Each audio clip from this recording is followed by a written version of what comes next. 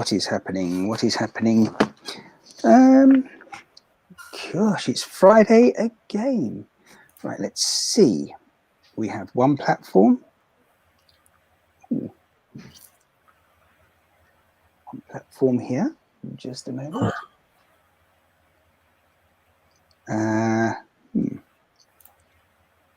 Right.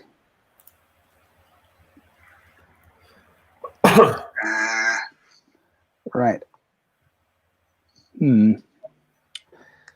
Just checking our platforms, but we're live at the moment on at least one. That's picking good. Up the pieces. Is that where we are now? We're picking up the pieces. Is that the deal? Yeah. Pick it for exactly. It's been a while, so let's just see how we're diddly doing. All right, that's good. So that's one down, two to go. I'm happy with that. Everybody's starting to join. What's going on? Where are you, people?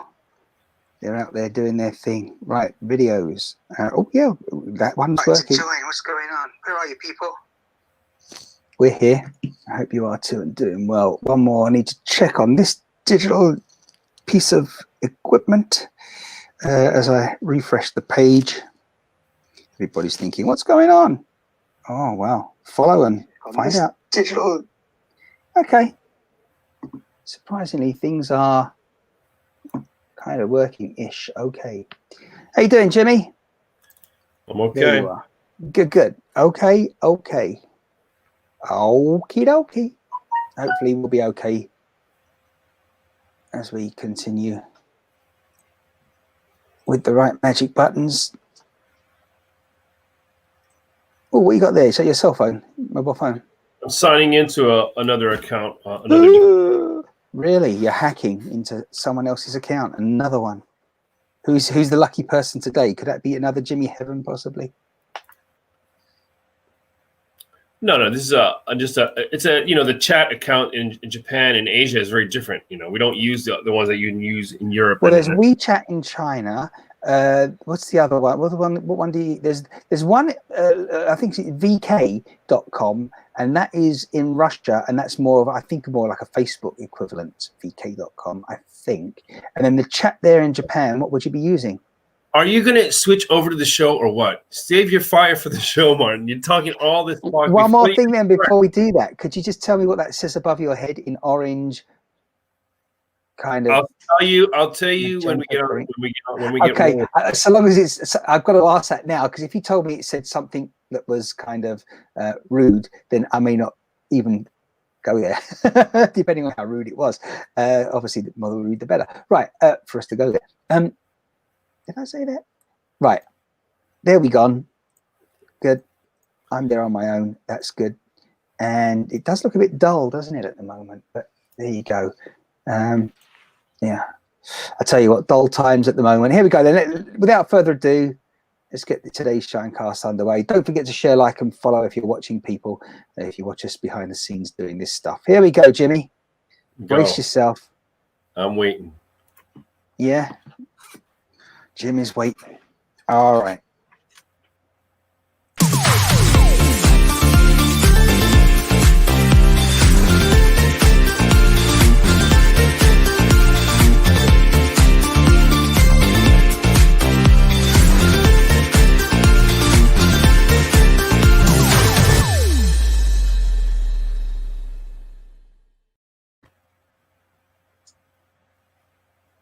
Did you like those titles, Jimmy?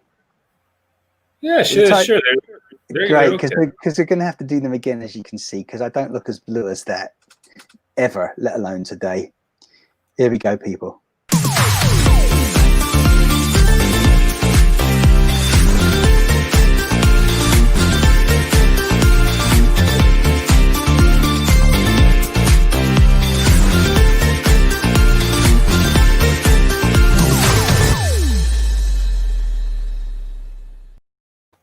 Yeah, there we go. Look, I couldn't wait. The music almost didn't end. There was just a little bit of the reverb echo that was clipped there if you really notice those sort of things. Yeah, I'm aware. How you doing, people? It's been a while, hasn't it? Longer than usual. That'll become apparent why in just a moment. But apologies to those of you that I haven't had a chance to speak to offline on other social media about where things have been and what's been happening, etc., etc. Hey, before I go any further, we've got to introduce this man live and direct all the way from the other side of the planet. Hi, Jimmie. Good evening or good afternoon to you. Yeah, I guess it's hello always, isn't it, really? If we just, without getting complicated, otherwise it's good afternoon, good day, good morning, good night, depending on where people are watching live and on the replay as well. It's good morning somewhere. It's, yeah. It's good evening to me. It's, yeah, we can always tell that. Well, we have to, again, some people just... Tonight is brought to you by Johnny Walker Black Label. Yeah, right. And while you're on that, then of course I got to stick with something like this. Yeah, you know. And notice I've got a straw in there. Look at that. Look, and orange juice. Yeah, at this hour, I could be going on for something strong. I mean, 3:45 almost here in England as we're live right now in the afternoon. And for you, it's kind of 1:45 the next day, isn't it? 1:45 midnight already. Absolutely. Yeah, that's right. Yeah, wow. And so, yeah, this sort of hour for people that have been working up until pandemic, certainly in the city, in their offices, stockbrokers, working in the financial market sector, they start early, they finish early. And so they're by now, they're definitely trickling into the bars and pubs around the city of London. But right now, things are looking a little bit different. How are they right now in Japan? Excuse me? What's in Japan? Oh, in terms of the financial markets and the city buzz, you know, people just rushing around the city like ants. Well, it's quite normal where it's quite normal where I'm living in Nagoya. Right. Of course, people are wearing masks when they enter establishments, but other than that, it's pretty normal. There's no big panic. They've just started a travel plan for the Japanese since there's no tourists allowed. I mean, no foreign tourists allowed. So now it's really a great time. I mean, for me, I think it's a great time in Japan where there's no tourists. It's wonderful. It's probably not as good for the economy, but it's wonderful. I can go to places and there's no Chinese people. Yeah, of course it's not good for the economy because at the moment you've got your own currency and economy kind of, you know, paying for itself, if you like, whereas nothing new coming in from outside. No, I'm not talking about. I'm just talking about the tourists, like they're a pain in the ass tourists, you know, from China. You know, they're all over the place. They're just like, they make a mess. I mean, I'm not saying they're all bad, but it's just, you know, that's what tourists do when they come in large groups into a country. They just blah. So now there's none of that. So, you know, now the Japanese can actually explore Japan, you know, which they haven't been doing in a long time. You know, the tourists coming in, the Japanese going out to other countries. And I'm sure this is the same situation in a lot of other countries. So it's a perfect opportunity where people in their own respective countries will explore their own country. And they're all, you know, a little, you know, get grounded in their own country. So it's a wonderful, I think in that aspect is a wonderful thing. And they just started a campaign recently where the situation is, for instance, like if I was going to take a trip, I'm in Nagoya to Tokyo, and I was going to take the bullet train, get a hotel, stay overnight, you know, spend money on eating or whatever, it would cost me a good, like, I'm going to give you on the low ball, it would be 35,000 yen. So probably about $300. But now the situation is US. Now, because of the certain discounts, they have a discount plan for the residents of Japan to travel within Japan. That was it a $300 vacation or 2-day vacation is costing you about $100 subsidized. I don't know how good that is in the long run for the economy, but it's definitely something that I'm going to take advantage of. No, I think you're absolutely right. I couldn't agree more. Now is the time. Well, your local businesses and your nation needs you wherever you are right now. And that's exactly, for example, in London, one of the things that I always think about is the tour buses and the tour boats on the River Thames, which runs through the middle of London, divides the north and the south pretty much. And right now, I don't know what they're doing today and how business is, but it can't be as good as it was 12 months ago. And certainly when the pandemic first struck, they were shut down.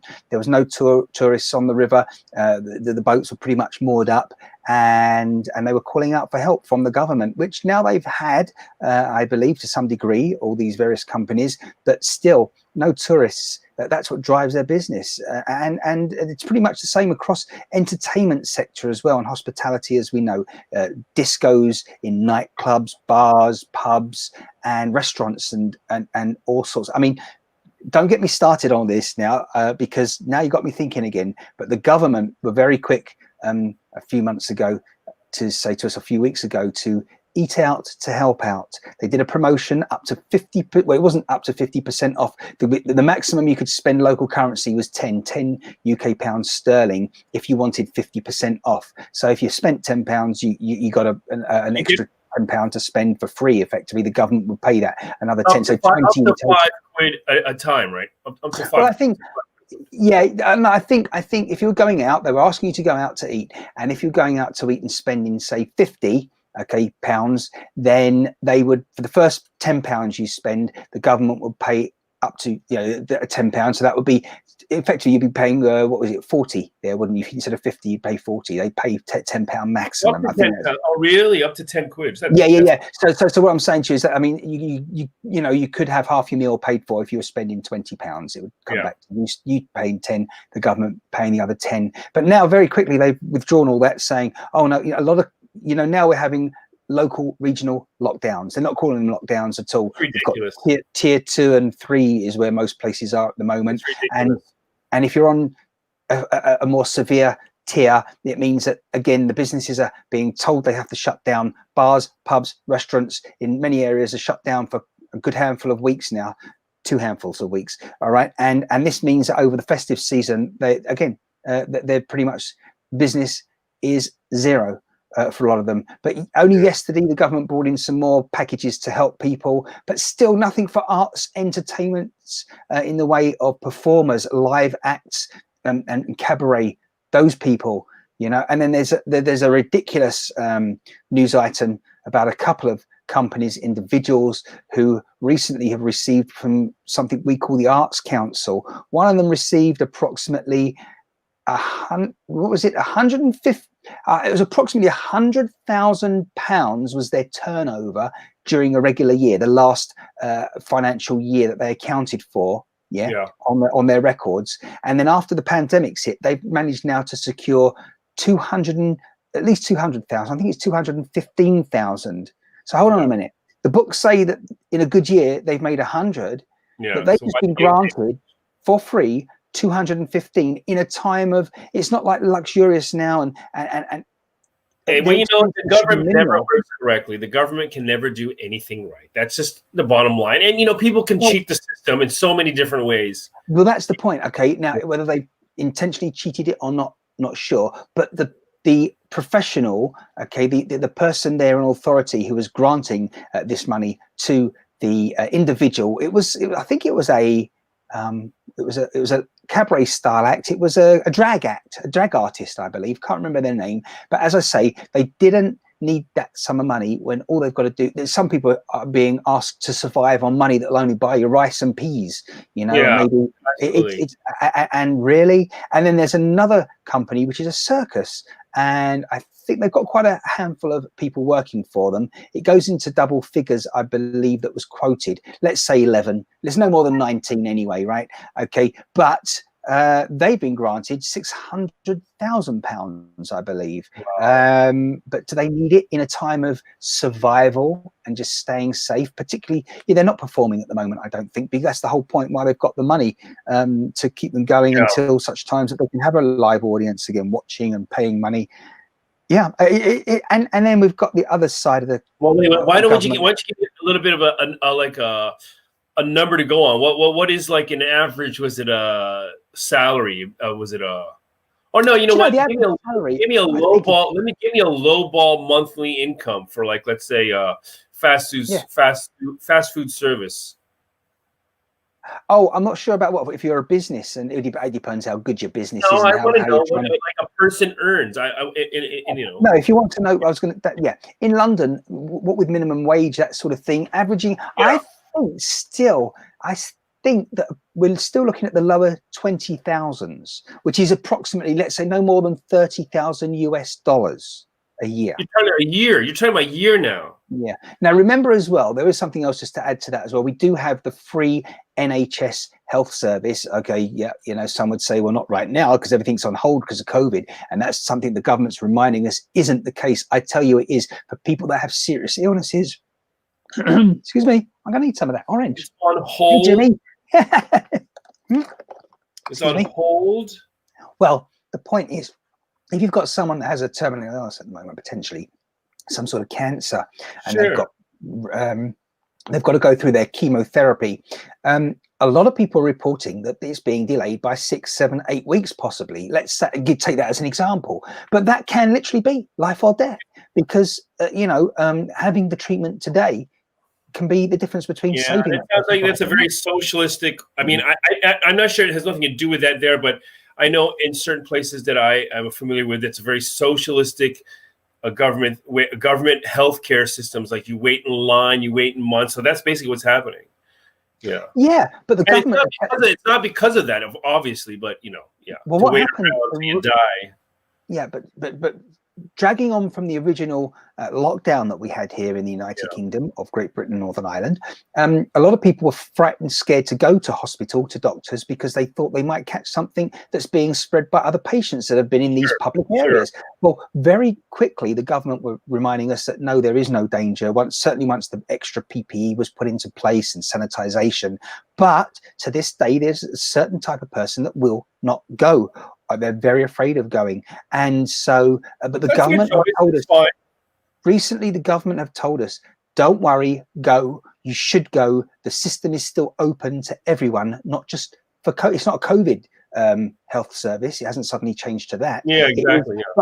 But if you listen to the people who are still wanting the treatments and are trying to get their treatments, they're being delayed significantly. And the government's saying there's not a problem. And then, of course, the other thing, just going on to something else, the track and the tracking system at the moment, that over 12, 13, 14 billion pounds, again, pounds has been spent on this. We've had how many weeks and months to get this sorted out? Do you know what? And it's still failing. Even the government have finally. The other day, the Prime Minister said something about it needs to be worked on, and not we've got a problem, but indicating that it's not 100%, not 100%. Are you serious? I tell you this now without sounding arrogant. If I ever sound arrogant, it's not intentional. I could have done a better job myself. You could have done a better job. I think the big problem is relying on government is the biggest problem of them. I tell you something that I heard as well. Someone say, and it's so true. They're continuing to talk as though they're trying to convince us and talk themselves out of the SH1T. Okay, they're trying to talk themselves out of it, and it's fascinating watching them, if not frustrating. What is the SA20? SH1T. And what is that? Shit. Oh, that is actually shit. Yeah. Yeah. Jimmie, you're always pushing me that little bit further. I can only thank you for it. Anyway, listen, you see, I can only try and be polite, but I'm sorry, guys and girls out there, particularly newbies. Do I apologize? No, not when I've got someone, my closest, sort of saying to me, excuse me. And now he'll pretend that he generally didn't. I can tell you didn't know there, but it's like this is what's great about these chats, because often Jimmie and others do know what I'm talking about, but they just want the cat out the bag, which is fine. I have no idea. I had no idea. I don't do those kind of jokes. Well, it's it's partly being a bit jovial in these rather serious times, but at the end of the day, so anyhow, it's just like the CR, what would you say, CR4P? We don't say that actually, the CR4P, we just see CRAP, but anyway, whatever, or just say crap. That's okay. I'm happy to express myself however necessary online, but anyhow, does it let me I'm going to put my 2 cents in about the medical system. Could you convert that to pound sterling for those that aren't familiar? Again, I'm assuming US dollars. 2 cents. Sounds like there's been a bit of inflation as well. Usually, so 1 cent made my sense. My penny's worth. We should be. I mean, the government is always slow, late. They're just incompetent. But the medical system should. It does. And I don't. I don't think the government should do anything. I think they should just stay away from everything. Stop touching stuff because they turn everything to SH1T or CRAP. Yes, they do. So the private sector, what they should be doing is like there should consultations, basic consultations can be moved to a video conference already. Yeah. So that they're like, lessen the load on a hospital, people visiting. A lot of consultations can be done like what we're talking right now. It should be already that. Yeah.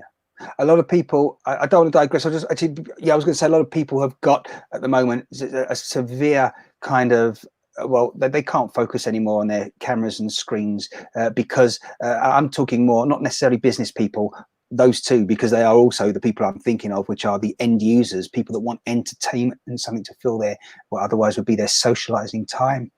And if you're working on a computer all day like I am, the last thing you want to do is start watching TV and films, et cetera, et cetera. Not that I have any time for that right now. We're working on some stuff that I'm inundated with work at the moment, but it's overwhelming potentially. Things like this as well. But what I wanted to say before we get off of this thing with the government, and they're talking and talking and talking. They're almost trying to convince themselves. Goodness me, what's the record? What do you reckon, Jimmy? Something stronger than orange juice? Maybe mix it with something else. Yeah.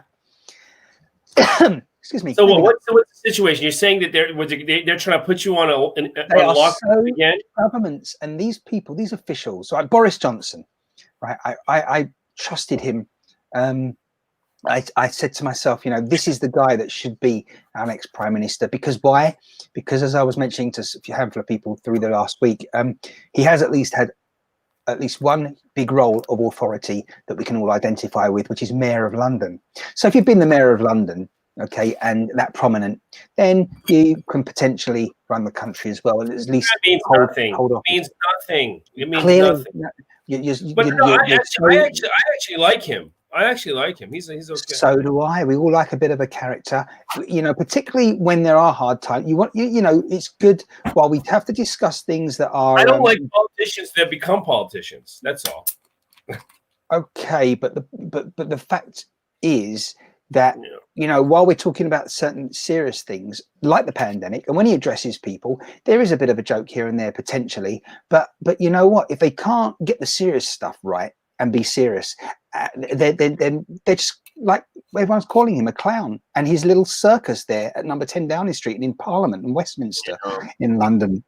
But the thing is, to finish that point about them talking and talking, they're trying to convince, it looks like, themselves half the time. I mean, when Boris Johnson is asked the question now, one of these presentations that they have to give often, an update now, like they did the other day to remind people that certain areas are going to have to go into a more serious tier and have what is effectively a lockdown, although the government wouldn't want you to call it that. So he tells everyone what's going to happen because he's got it written down, and he reads well. Oh yeah, he'll present well to camera and to people in a room. But this is the point. Afterwards, he then has a question and answer session, almost not quite an ask me anything, because I think the questions are put to them in advance. All right.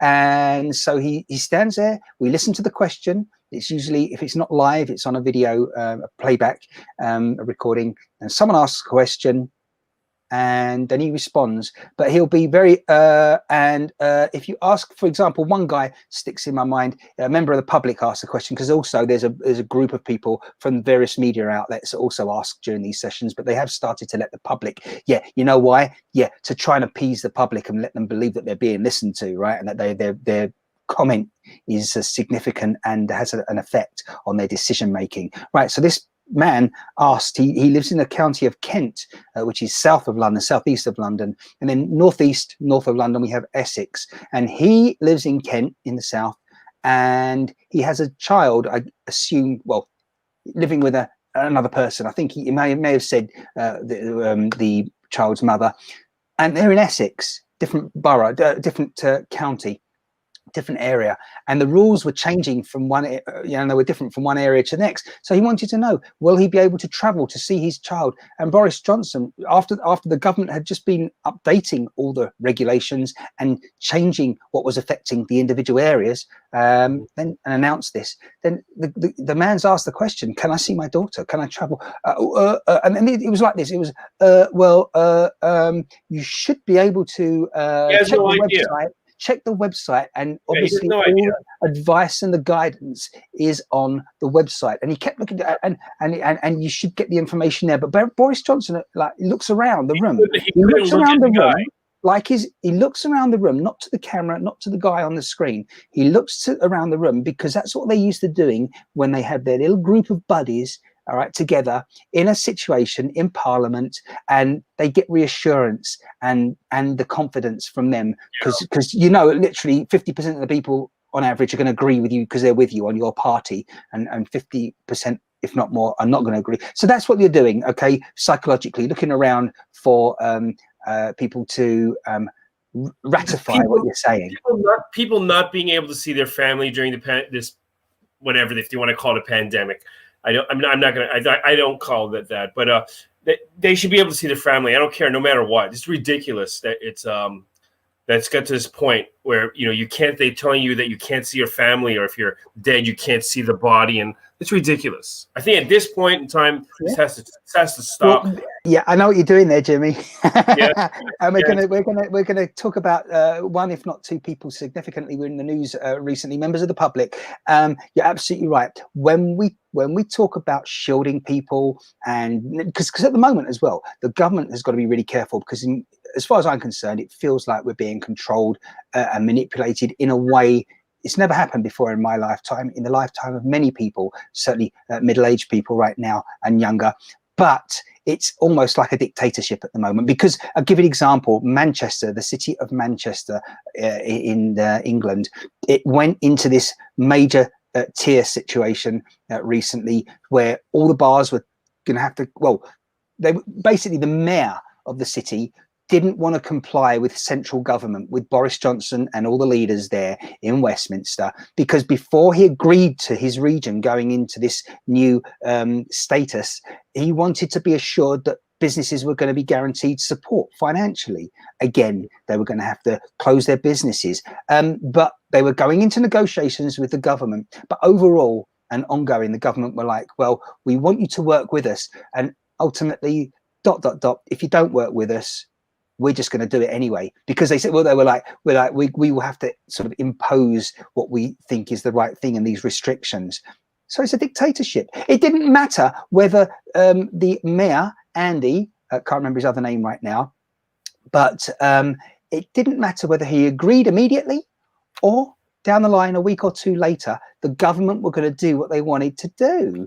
And that is just not on, because you're making it clear that ultimately they will do, as I say, what they think best. And so taking it one step further to where you want to let us hear, I think, Jimmie, the fact is that we've got to remember that elderly people, some of them still have their marbles.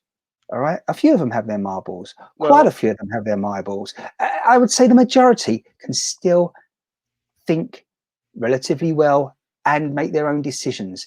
What I'm saying, without sounding rude or being out of order, not SH1T, but these people haven't all got dementia and Alzheimer's. Okay, just because you're over 70 years old, or but it's sounding like that, the way the government are trying to control people. So we come on to care homes. We have people in care homes of all ages, but they are so isolated. All they do, and it's been reported by some of the organisations that oversee such homes, they have like a common area, like a lounge area.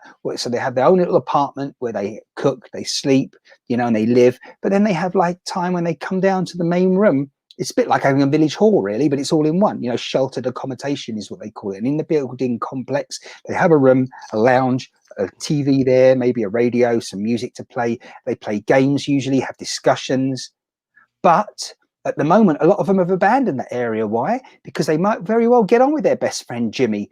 But the problem is, is that when they go into the room, they don't know Jimmie might have inadvertently come into contact with someone who has the virus, pass it on to them. So now they're isolating themselves. It is nothing less than house arrest, being in jail or prison in their own little apartment. And they are very frightened, these people. But it also has got to a point now where some, all they're doing is eating, sleeping, and they are going, as you would say, stir crazy. And we've heard that in the news from one lady in particular. We've got two, haven't we? Is it Mary? Well, yeah, but this lady, no, I mean, I think this lady's 104. Correct. 103, 104. 104, and they're keeping her from. She doesn't know how many days she's got left, and they're Correct. trying to keep her from her family. This is ridiculous. So they think the best thing to do for this lady to ensure that she doesn't pass away from coronavirus is to isolate her, to make her isolate, and no. She needs to see her family, home. even if it means death by coronavirus. She should be able to see her family. I agree, because let's face it, we don't know how long we're going to have to. Just remember, no bullshit here. I didn't even use the number one in that one, Jimmie. No numbers. Okay, I repeat, no bullshit. Yeah, you want to get me on my pedestal, right? Okay, it's our lives. We won't have people telling us what to do. Okay, we've got a 104-year-old lady, right?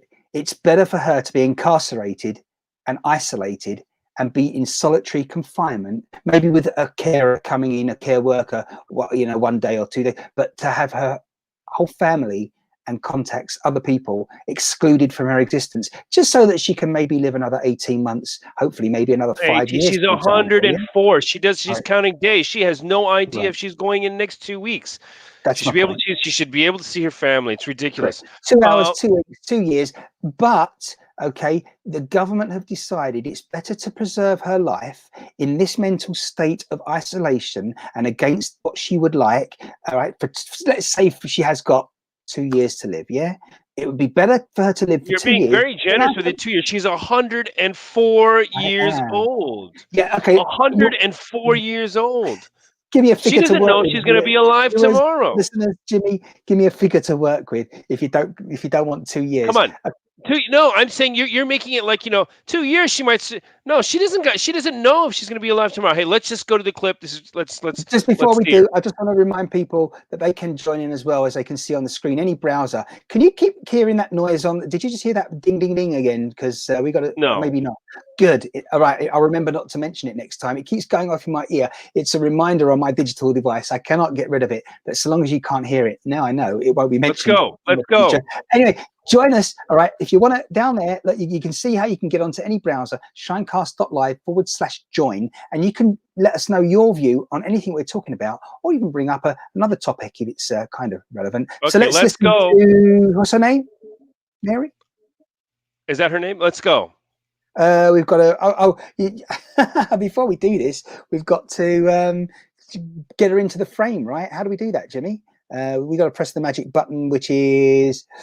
Bear with me, people. Jimmie wants me to do a bit of jiggery pokery here. Got to press some buttons that I was getting carried away. You see, with my. This is it, and so this is Mary. Here she is. If we just add her and go for it, Jimmie. Let's hear it.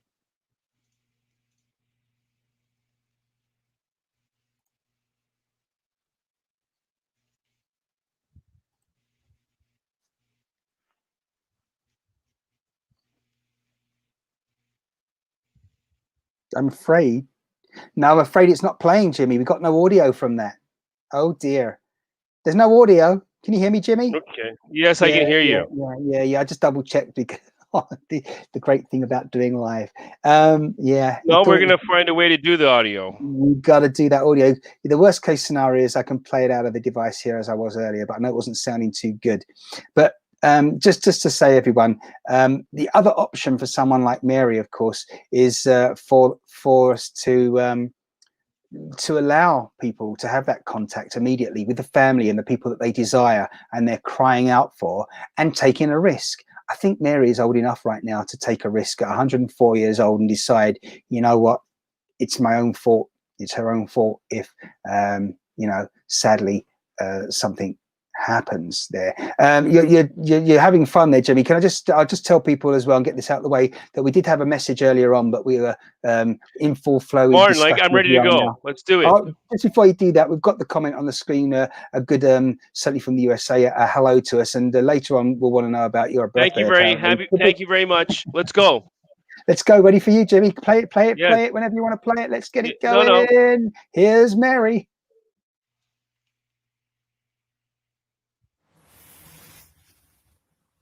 Now, here is another day.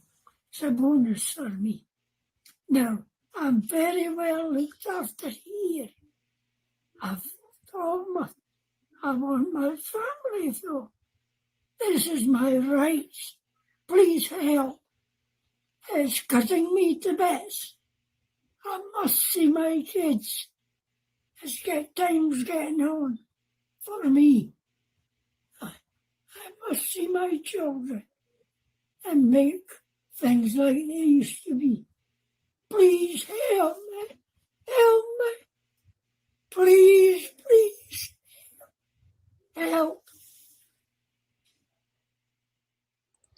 I have to say, Jimmie, she's doing awfully well. It looks for 104 years old. Wow. But yeah, that the message there, it can't be more stark.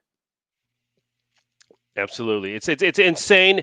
It's insane. She's 100, I think 104, and they're keeping her from her family. It's just ridiculous. Yeah, we've got the other message as well. Could we just do you want to play that other one from Maureen? Maureen was on the BBC, British Broadcasting Corporation's news about 2 or 3 days ago, and it's something that I kind of. And God bless this woman. I didn't want, absolutely, I didn't want to dwell on it, and because I'm like, my goodness, for days, weeks, a lot of people have been thinking this, and I'm like, well, it's out.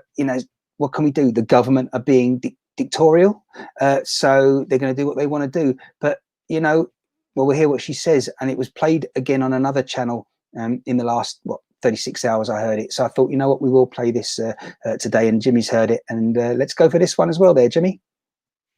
I think it's all ridiculous. We should never have been in lockdown. All the people who are vulnerable should have been helped and kept on safe.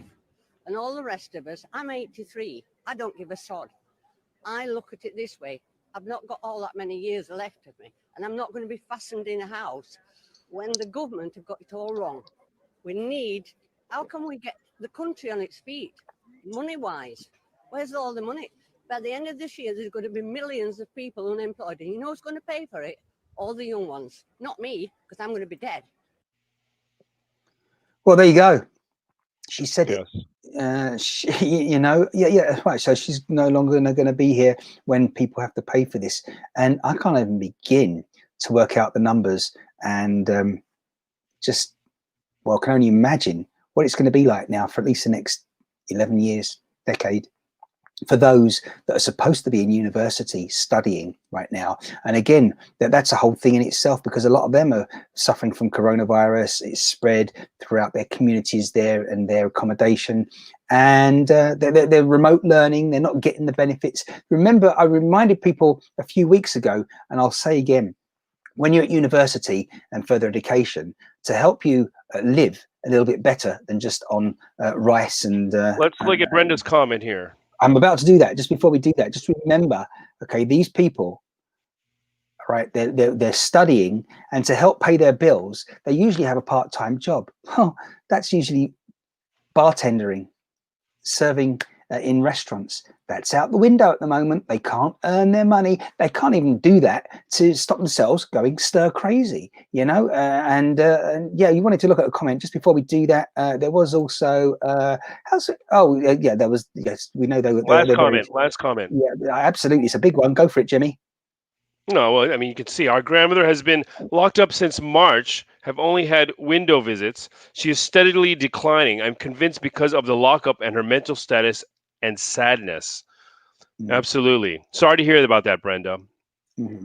Yeah, so just a reminder, Jimmy, it's always good to read those out, as you know, because some people are just listening to this potentially and not actually able to see what we're doing. I don't know, maybe they're driving right now, but listening live. Hey, who knows? Anyhow, yeah, we don't know where you're watching from, but we want you to tell us and we want you to join in. And you can do that again on the screen, shinecast.live/join from any regular browser on your mobile or desktop digital device. But yeah, this is an unprecedented time for all of us. But again, what we need to start doing now is, instead of, I tell you what never works, and I've said it before, I think, on these broadcasts, is, and I mean, I've known this just as little old me, and you, Jimmy, indefinite never works. You know, if the bus said it's coming, it's on its way, the bus is on its way. If the plane is going to take off and you're waiting to board the plane and it's going to take off, yeah, soon, very soon now, very soon. You need a time. Why? Because if it's going to be 11 minutes or if it's going to be an hour and 11 minutes, there's a big difference. 11 minutes, you might think, I'll just sit here and wait. An hour and 11 minutes, you can go and do your shopping. Yeah, I can walk. And it's called time management. And again, the government somehow believe that we don't need to do that.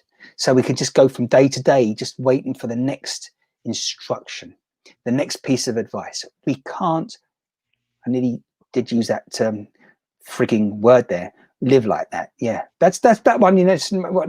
Probably won't hear from me too often.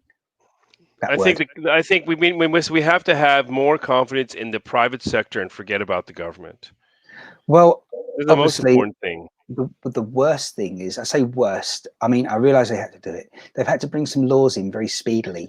And usually this would take a lot of discussion. I understand it have to be some kind of oversight from the government. But, I think most of the people in government are incompetent. They're, to incorporate what the private sector is thinking and their thoughts and their, knowledge, it should be the job of the government. The government should not even think, because they don't know how to. So they should be picking the right people to guide them. Yeah. Well, and that's the way I feel. From the private sector. You see, you just, again, I mean, I'd love to say to you, you're right there. Yeah. Yeah. The government should pick guides, people that are professional in the medical field. That's what they were doing. That's what they've got there. They stand there at these presentations and updates, and we have the chief medical officer and chief scientist, and they're standing there. The government for weeks said, we're following the science, we're taking the appropriate action at the right time.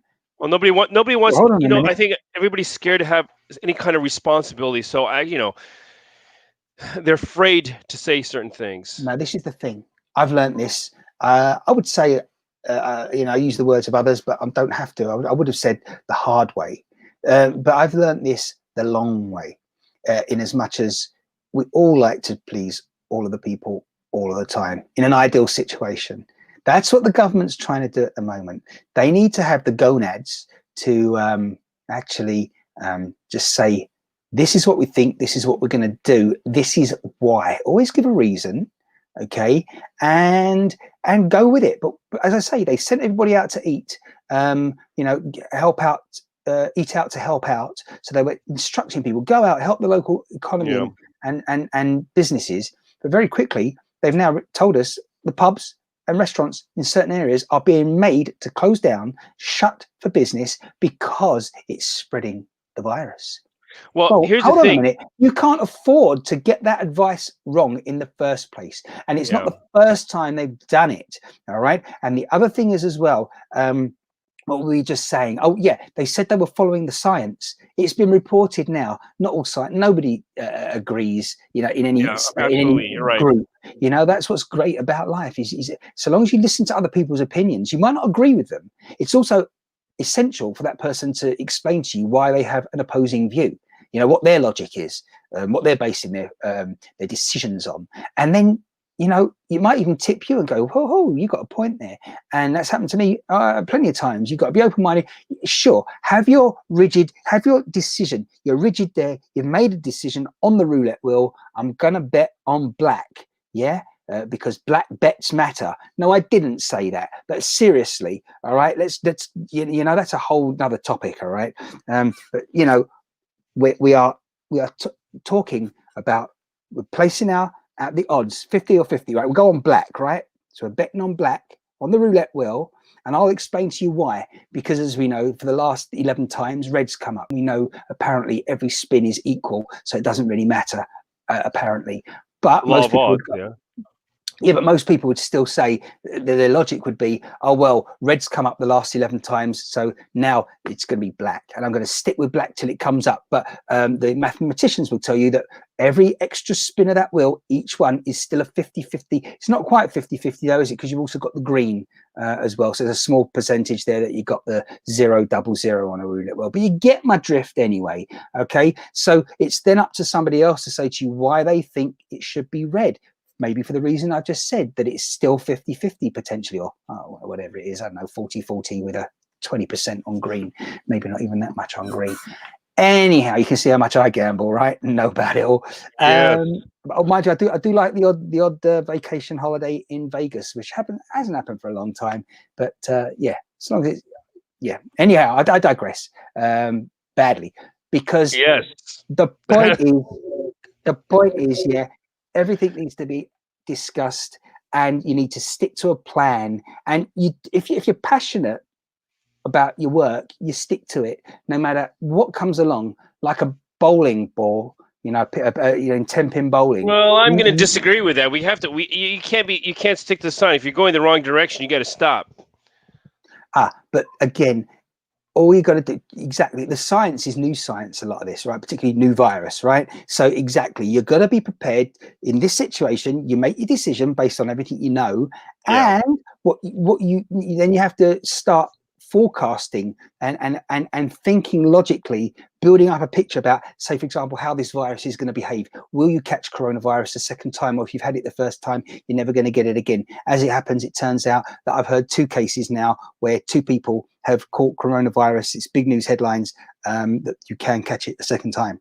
A friend of mine today, actually, over here in England, was telling me that someone he knows has caught it for the second time and is now in intensive care unit. Really?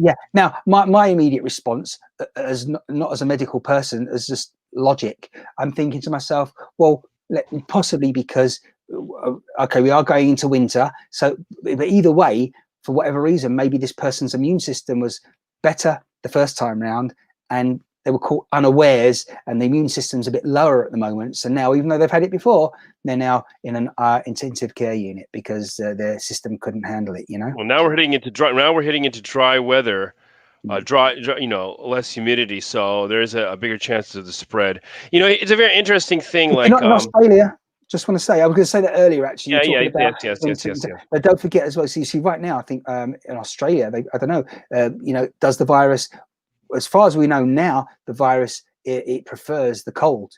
It's preserved in the cold. So actually, Australia and the other parts of the planet, I think, are doing a little bit good now when it comes to, well, it's heating up there, isn't it? As we're live, by the way, it's end of October, almost. Scary that, another month out of the way, almost. 23rd of October. 2020. It's Friday, of course, with me and Jimmie. You were going to say something, or no? It is the 24th for you. No, it's the 23rd. Yeah, that's right. You're the 23rd. That's right. What was I going to say? Here we go. If decisions are made that disrupt a business or a community, and to go back and refract your initial decision, it can damage things more than initially. My opinion. Well, that's true too. But I think, again, the public sector have to be able to make their own decision, more so their own decision. They can take in all the facts that are given to them, but I do think this is exactly what I was saying.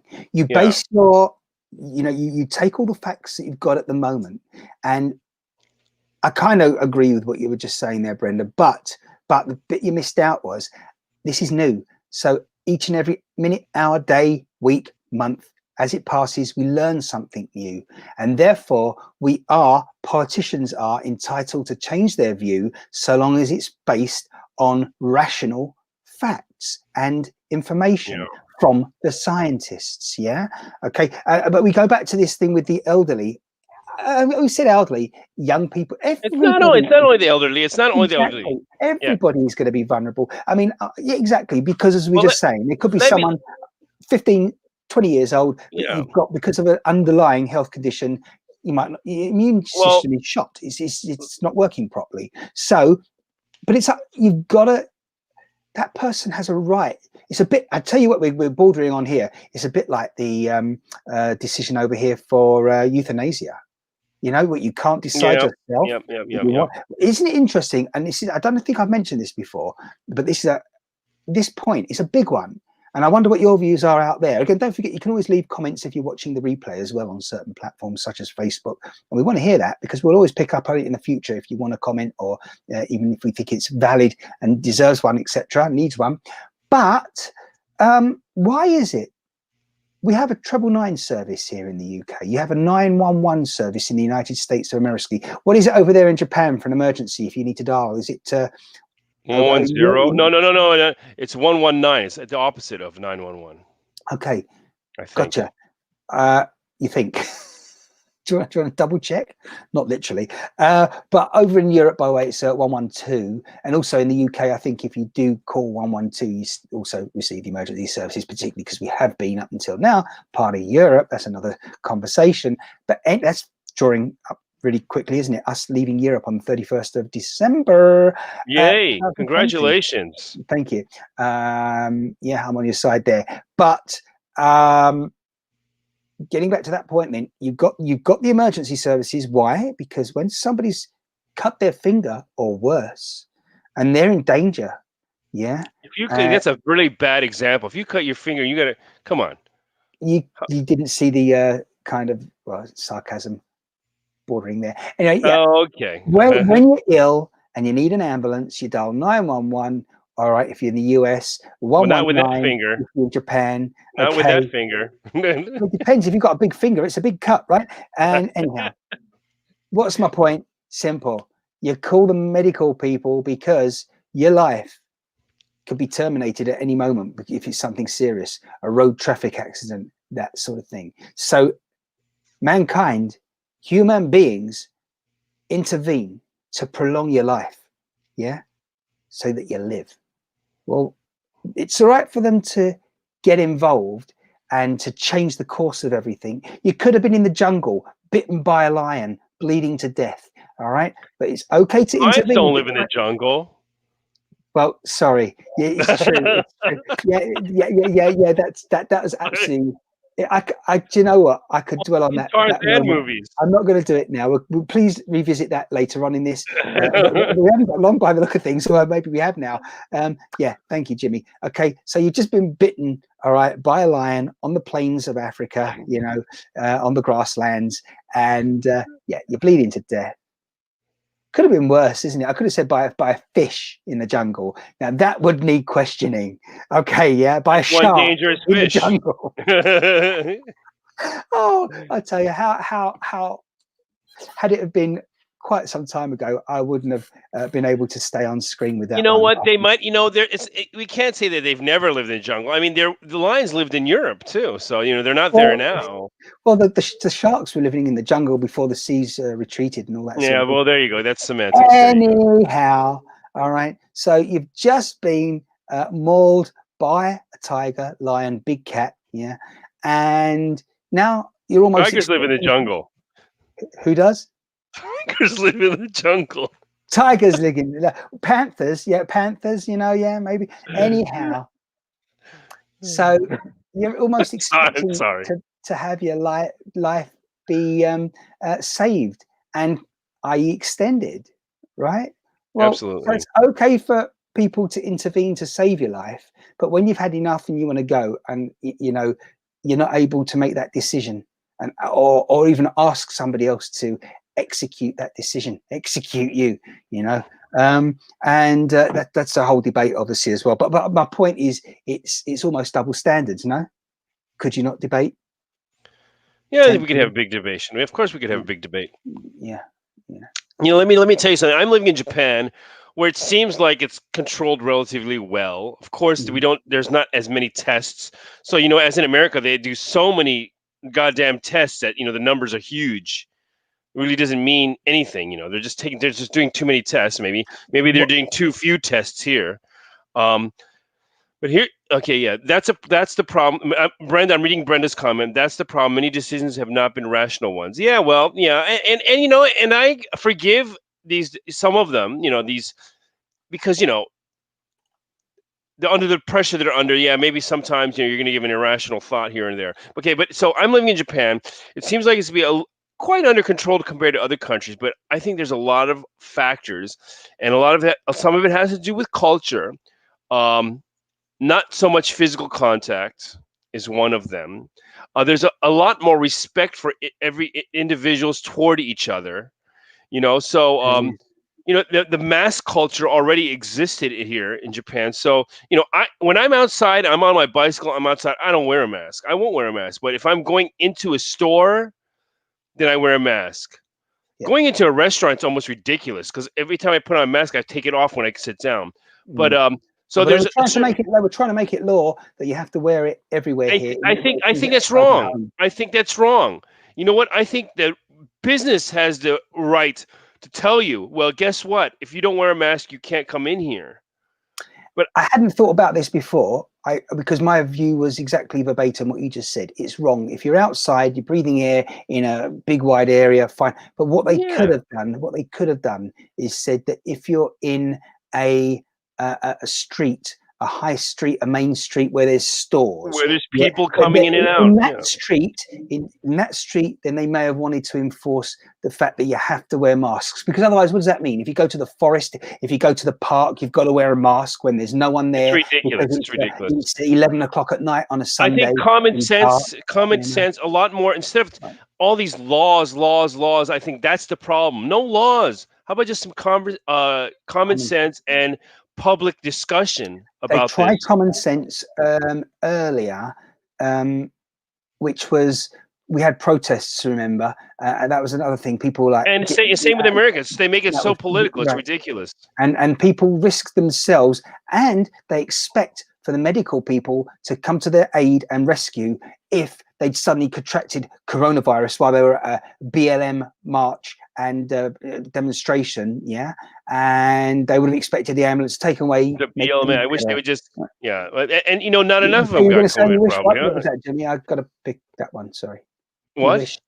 You said something about the BLM. You wish they, and then you. Well, I mean, I you know, that thing is, I'm surprised there wasn't more impact on them getting coronavirus. It's not like bunch of them were just like catching coronavirus. It just the irony there is that at the beginning of this, again, a lot of Black people, Asian people were reporting apparently higher percentages suffering rather than Caucasian white people of coronavirus. Now, let me just finish this because there was a whole political thing about that, you know. Yeah, I know, I remember.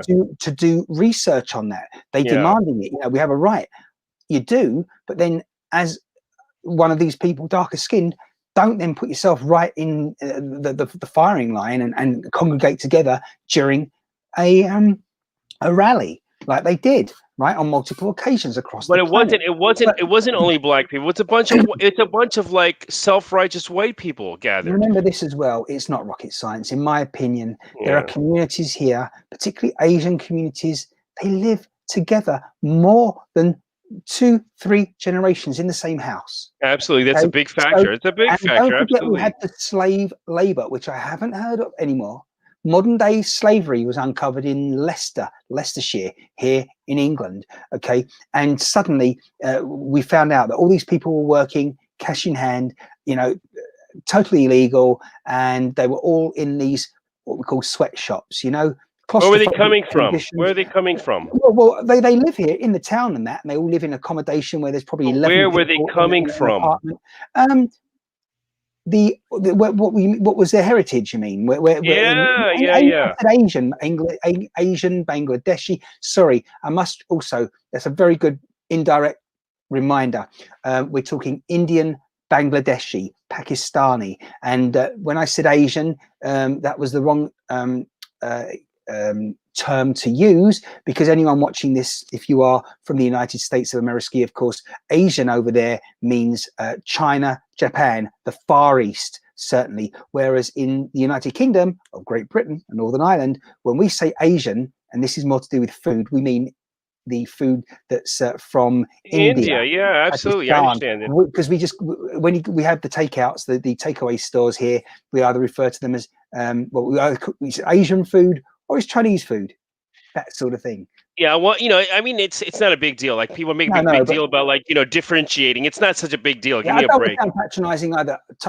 I'm sure for a lot of people watching this. I know a lot of people are like they're so offended about bullshit like that. Not just the fact you're offended. They may have just people picking this up when I say Asian. Yeah. And just communication. I'm just interested from what stream of what area they're coming in from, like which group, from where they're coming from. Yeah, well, that was I remember I used to hear stories. This, I don't know if it happens anymore, where the Indian people or Pakistanis, they would have passports and they would send back the passport, and another person would come in, and I guess they couldn't tell the difference between them.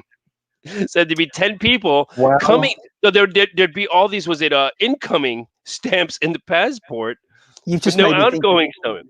I was going to try and make a little joke and say, well, it depends if there's a pandemic on and they're wearing their masks when they go through the immigration and passport control at the airport. But that's a really good point, actually. I wonder, we have now the electronic passports, and you can do it. You don't always have to go, depending on how they're feeling and how busy the channels are. You have the chip right on your passport. They have a little chip. So now you can go through automated gates. They can sometimes put you through rather than actually going to see an immigration officer who stamps your passport manually. Not in England. Not in England. But the point is, at what stage of your journey off the aeroplane, down the ramps, into that area of the airport, do they say to you, right, please remove your mask now? Well, obviously, when you put your passport, they probably have stopped that, actually.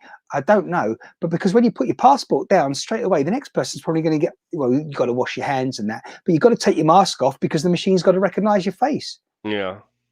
Crazy. Well, there's some kind of retinal. Was it? I mean, why would they have to recognize your face?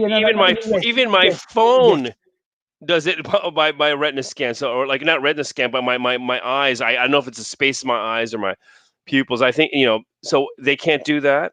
No, that's a good point. Is more thinking in some airports.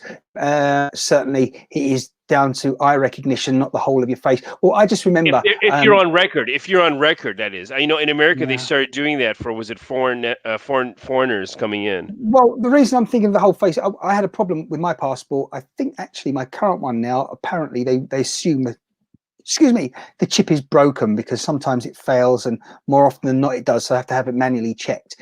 But we have to try to break the French chip. Yeah. I don't want that chip. Right. Well, that chip, and who knows what else? How else is it tracking you? Maybe it's got a 24/7 device. It knows exactly where you are at any time. So my advice to people, based on what Jimmy's just expressed, take a hammer and break that chip.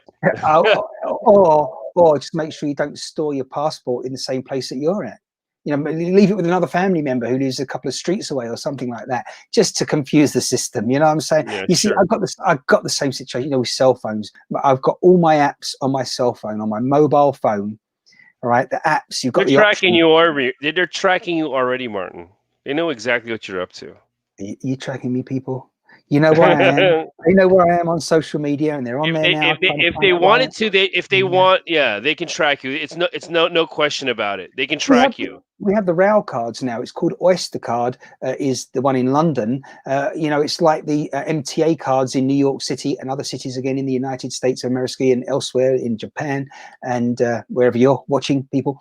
And I can go shopping with that now too. I can shop with it in Japan. Yeah, it's like Apple Pay on your phone almost. It's convenient. And all this radio frequency technology, that's all it is. In there they have a chip, it's all radio frequency. So that card, it's great, you use it daily and everything, but remember, they know the last train station that you entered and exited out of, so they know whether you are now likely to be in your home area or where you work, all that sort of stuff, and come on, it doesn't take many days or weeks to find out, exactly more about you. If you keep traveling from A to B, back to A, back to B, and you don't go from A to Z very often, or if at all, but you're going A, B, it's pretty likely that you're going from A to B because one's your home and one is where you work, particularly when you do it, on average, 5 days a week, right? They're probably having a hard time at the moment with people working from home, though. What do you think, Jimmie? Yeah. Well, if that's what they're doing. Yeah. Well, what do you mean if? For certain people, Yeah, they could be doing. They could be doing something else. Yeah. Well, I mean, Martin, are you that interesting that they would want to follow you? Well, what I would say is maybe as a scapegoat after what I've had to endure over the last handful of years with the They law. could be. They could use you. Yeah. Use you and abuse you. And the wolves.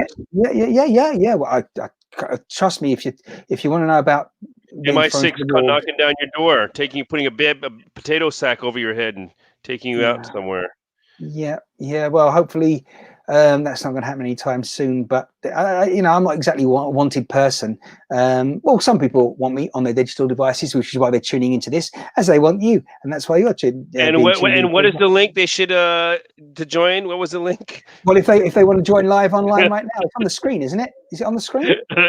See how slick we did that. Come on, I'm telling you. Do you know it's not easy producing, techie in whatever, and also getting directly involved with the content. It's good.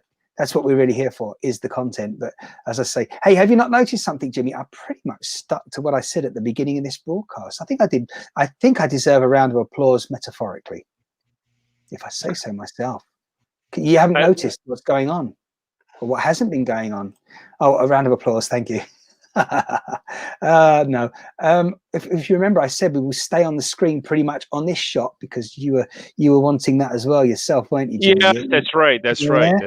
And as it happens, I mean, it's much easier to produce in this way. Just while on that subject, not otherwise you're having to think in a slightly different way as well as try and focus on the conversation, which is very much what I want to do here, and that's what it's all about. Particularly when we have other people joining us, and I'm very disappointed. No one's joined us this week. Well, not live and direct in video form.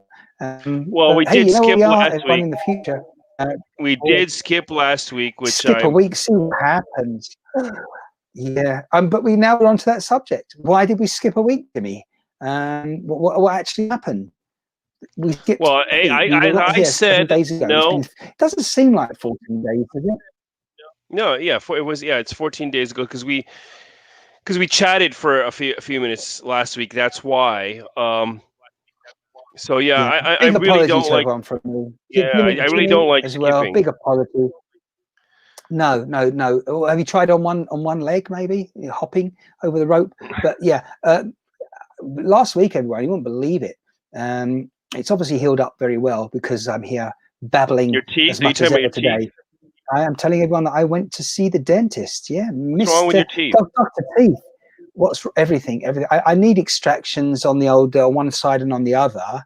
That I'm not so comfortable about after various friends, including yourself, giving me information that probably the dentist never wants you to know until they do it, right? Like they're going to use a hacksaw, they're going to use a hammer, they're going to use, big blades. What's wrong with your teeth? What's wrong with your teeth? Oh, well, there's a couple of teeth that have pretty much crumbled now down. Oh, so they're rotted? You got rotting teeth? Yeah, absolutely. It's why? What's the situation? Why? Well, because they've been worked on over the years, and it came to a stage where one of them had eroded down to such a point there was nothing more that they could do. Okay, but what's going on? You're not brushing your teeth? You're not getting enough calcium? What's the deal? Obviously, for a long time, these two teeth, for a very long time, it's not over everything. Listen, just before I carry on, the two at the front, which I was very concerned about, they needed fillings there.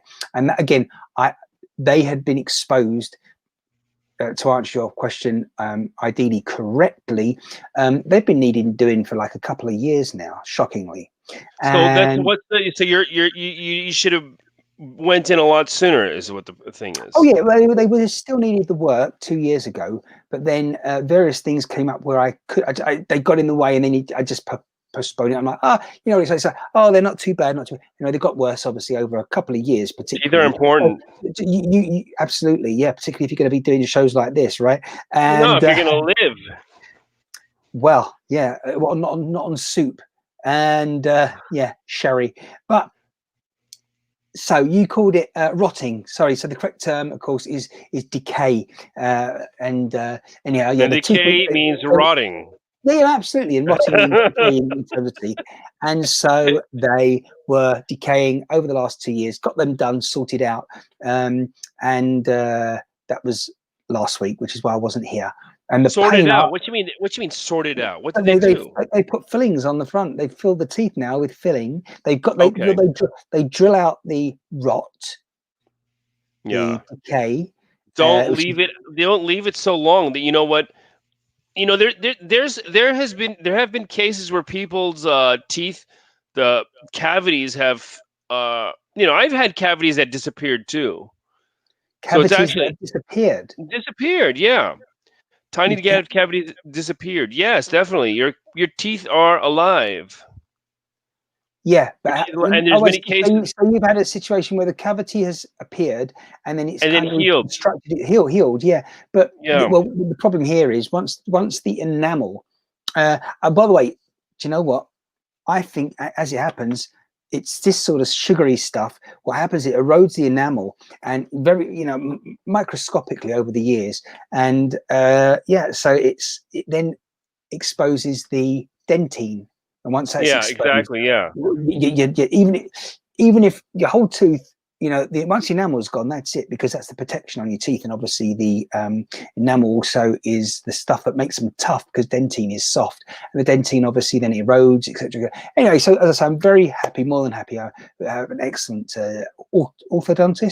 dentist, brilliant man, and he sorted those two out, but now he's got to sort out the others, and I'm very, very aware about going back, and going to be in some pain for a while. So we'll see how that goes in a short amount of time. Actually, I think I'm going to have that done, but I've got to juggle a load of other things as well. We are inundated here. I'm over here, I'm over there. Going to do some traveling soon again. For those that have been kind of keeping up to speed on things recently, I haven't been on here personally recently too much, but that's going to change. It has to change, and it will be changing soon, even though I've been promising that now for another handful of weeks. Yeah, so your teeth are in good shape at the moment, Jimmie. Yeah, mine are not so bad. I could use a deep cleaning, I think. Right. Between the gums and the teeth, which I haven't done in a long time. But so you start with your flossing. Not flossing. Like, I got one tooth missing. I put in implant, but it fell off. The cap fell off, and I can't. You put your own implant in? No. I got this implant in Eastern Europe, but in Bulgaria to be exact. And then it fell off, and I was never able to put it back in. So I have to get it redone, I think. I'm not sure if it was such a great job, so I have to redo it. Yeah, someone else is going to do it for you. Well, obviously, yeah. No, not obviously. You got to come on. There are some places, I'm sure, where they still, I don't know, even if they're wearing grass skirts and it's in the middle of the Pacific, they potentially still do that sort of thing themselves, or maybe just leave them. I don't know, but yeah, that's always an option. Piece of metal sticking out of my gums. Yeah, I think I'd probably have to. Well, yeah, these teeth, as I say, it's not even like they can build anything on them right now or anything. They've got to come out, and they are the wisdom teeth. That's another reason I'm not. Well, a lot of people have to have their wisdom. Keeping them in too long can damage the other teeth. Yeah, well, that's a lot of people have to have their wisdom teeth. How old are you? Yeah, we discussed this on your birthday, a couple of years older than you. But why? I know, but why the hell do you still have your wisdom teeth? You don't have any wisdom yet? What's the deal? A lot of people, you leave your wisdom teeth in if they're not bothering you, and they're fine for a lot of people. Some people, they're agonizing, so as soon as they start coming through, sort of in your late teens, maybe mid-20s, maybe not until you're 65, I don't know, but yeah, some 30s. people, I got mine in my 30s. To me that sounds late, because I've had mine but a long time, but yeah. No, I've had them in, but they were growing in the wrong direction. You make them in there. Yeah. Anyway, I tell you something though, if I do have them taken out, I'm putting them under the pillow when I go to sleep the next night. Yeah, that doesn't work if nobody's living with you to exchange it for a coin. Really? And I'll save them maybe, and not only that, I realize they're not, they've obviously somewhat disappeared. Certainly, they've crumbled away, a lot of them, but there will be a little bit of the tooth available there to stick under the pillow. And who knows? I don't know. I'm looking for a nice $100 US bill at the Martin, minimum. that only works for baby teeth. Nobody's told you that only works for baby teeth. That's a good point. And that's the best way of putting it, actually. I'll have to remember that one. Yeah. Remind people it only works for your first set of teeth. For milk teeth, some people call them baby teeth. Yeah. Isn't it true that some people actually have a third set of teeth along the way? Yes, I do. Known. And I can't remember how. I'm sure I've heard that before. I know it's unusual. Unfortunately for me, it's unusual. I wish I did have a come through again and then problem solved, And of course, you'd be even more rich. Oh, no, wait a minute. It's only the first set, not the first and second set. Yeah. Well, they're talking about, there's procedures, I guess they're in studies. I think they've already done it where they're taking stem cells and they are regenerating your own teeth so you can regrow your own teeth. Good point. Yes, I have actually heard something along those lines. Certainly bones, teeth. Yeah. Interesting times. So, and you know what? That's probably more of a certainty than a freaking coronavirus research that's going on. No, I think it's happened already. Yeah. It's not available to the public. Yeah, absolutely. But can I just say, we've been speaking a very long time now in comparison to the fact and taking into account the fact that we haven't referred to the little glass that you have next to you at the moment and bottle. Well, no, I've mentioned that. Once. Yeah. Well, normally we just give people a reminder. Johnny Walker, Black Label. And we haven't seen too much of the old, how, the progress. Well, the progress, I got an early morning, so I can't, you can see the top part of the glass is gone, actually. Yeah. Nice glass. I've got lessons tomorrow. Actually, it's crystal. That's one thing I want to mention. Here's the thing. Another thing with the spread is what do you call it? Theory is, and this is because I teach. Actually, I'm teaching English. My brother shot his tooth out with a BB gun. The BB was still in his tongue 15 years later. Wow. That's another comment by Brenda. Yeah, don't do that at home, folks.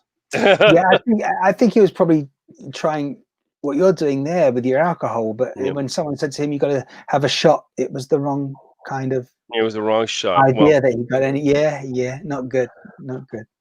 Yeah, you should have had a shot of JD or something. Yeah, that's my preferred. Bourbon. Bourbon. Yeah, I always go to say whiskey.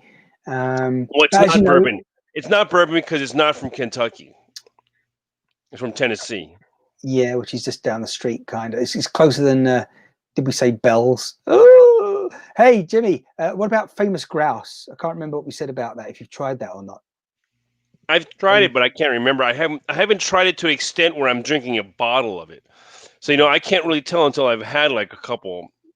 Yeah, good glasses. One glass, and you're like, it can go either or, but you need to drink about 4 or 5 glasses to say, oh, this is, I can continue drinking this. Right. Wow. Yeah. I think I'm going to have to go into something a little later on here. I'm not sure what it's going to be. It might even be called something. It'd probably be I think it could be Desperado.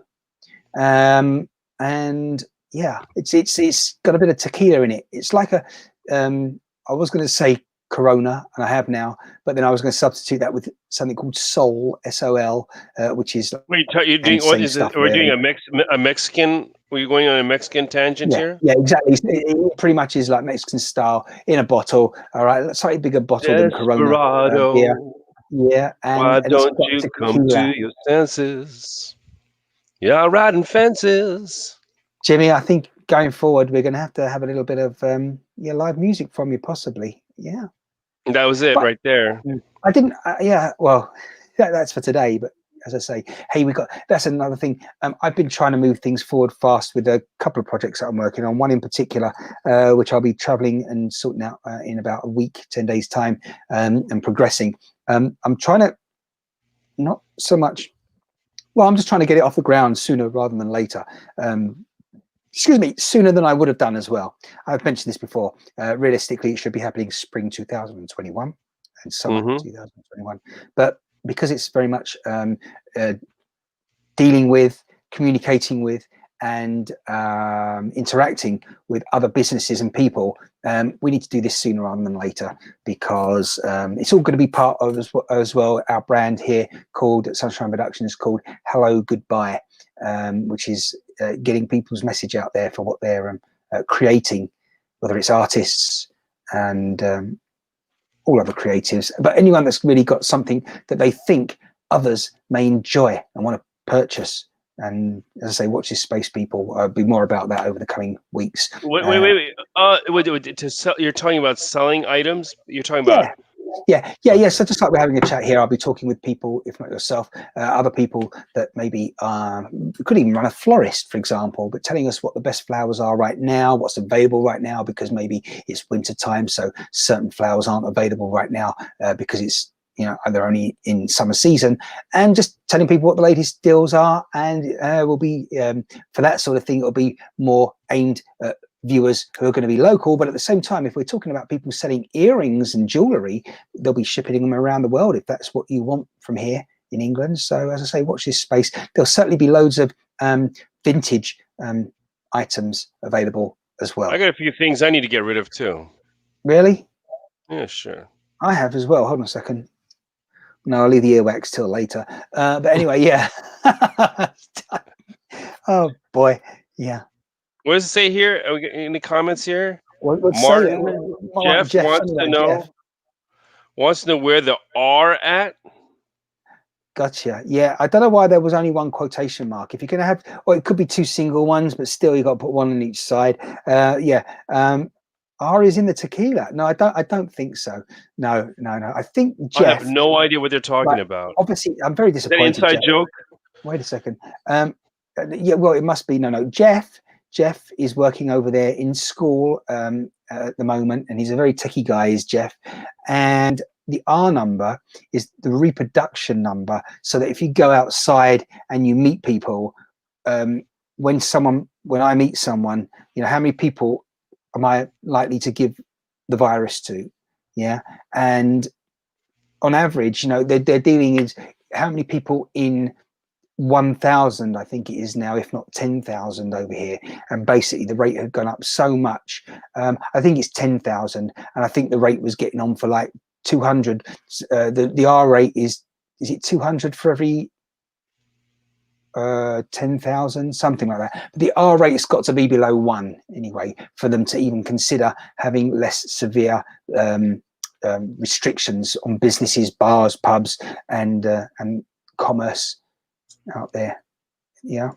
So that's what we mean when we say the R value. It's how many people you know, you're passing the virus on to. Yeah. Jimmie, you look fixated on the screen. I'm sure it's. Here we he go. Is with me, says Brenda. He says hi, guys. Jeff says hi. Excellent. Hi, Jeff, and hi to everyone else out there. Did you want to add something to the stream there, Jimmie? Possibly we're going to look at something there. Is that what we're going to do? Yeah, we can look at it. I wonder if I press that button there, and then that one. Yeah. Oh, there we go. Oh. So what is this? Is the coronavirus world meter? Yep. Let's go back. Let's go to deaths. Who's got the most? Oh, this is new deaths. Let's get total deaths. It's going to be USA, isn't it? Well, USA, it's a big population. Brazil, number 2, India, Mexico. UK's number 5. Wow. That's quite alarming. It absolutely is. Yeah. And again, I mean, it didn't need to be this high. If we'd have, I think we should have. Well, I don't know, because the American numbers are not, really accurate. So I don't know how accurate the UK numbers are either. Come on, who is? I mean, China as well. We think they're being frugal with the truth. Well, yeah, China is absolutely, the numbers are probably way off too. The American numbers, I think because of, money or whatever, greed, like subsidies from the government, because of if you get a coronavirus case, they get more money from the government or something. So like somebody dies of being shot in the head with a bullet, and they list it as coronavirus. Well, yeah. But of course, you've got the President of the United States of America saying, oh, well, the reason it's so high, the numbers and the figures that you know in those charts and statistics is because we're testing more than ever. So Absolutely. yeah, They test a lot. Yeah. You know, something we move on now to something which is worth mentioning, of course, was last night's debate in the USA. Yeah. I originally wasn't going to listen to it live, but then I did. I listened to the incumbent President Donald J. Trump and his opposition, Mr. Joe Biden. Yeah. Vice president he was, right? And it seemed to go quite well. And when I was listening to it initially, I was like, what was the big deal? I didn't watch the last one or see how they were apparently scrapping at each other. And there was a whole thing before this debate that took place that I watched, in that they said they're going to mute the microphone of the one who's not supposed to be talking right now in order that it goes smoothly. And it went very well. And I'm like, no, you know, if it went, you know, anyway, apparently it was completely different to the original one is really what I'm saying. So last night, I say last night, for me, it was on at about local time. I think it was like 2 a.m. or something like that. And yeah, in the morning. I watched it in the morning. Yeah. Yeah, and I actually fell asleep watching it. Not because it was boring. I was just very tired.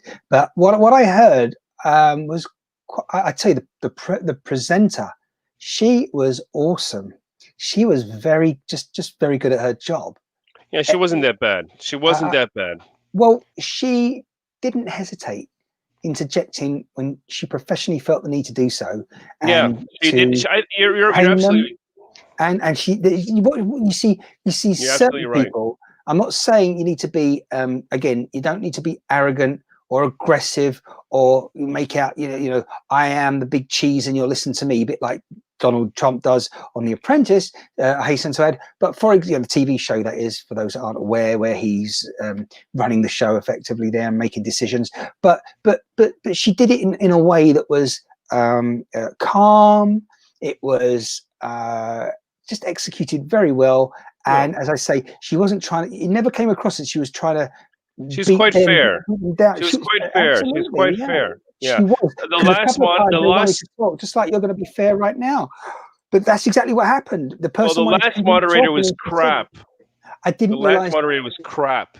I didn't realize she wasn't the same moderator. So thank you for that information. That also explains then why the last one. Well, you said it. The last moderator didn't exactly help matters either. But this one, I know she's supposed to be very well known in North America and that continent. And well, it worked. It was very, very good. And I was happy with what I heard. In as much as the way it was said, you know, there was still bit of tittle tattle, almost like kids stuff. It's fine. No, they should have that. They should be very aggressive with what they're talking about. Yeah, and I have to say as well, for the first time, Joe Biden came across to me as someone who could actually string a few words together. I think they're giving him drugs. Without sounding drunk.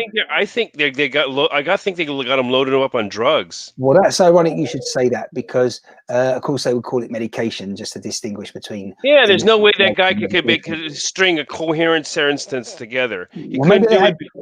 Did they not have Jim Henderson puppets and just the Muppet Show? Yeah, that guy can't string a sentence together, and neither can I at this moment. But from the the limited sound bites that I've heard from Joe Biden, you know, when he's been on podiums over the few weeks and months, he hasn't come across.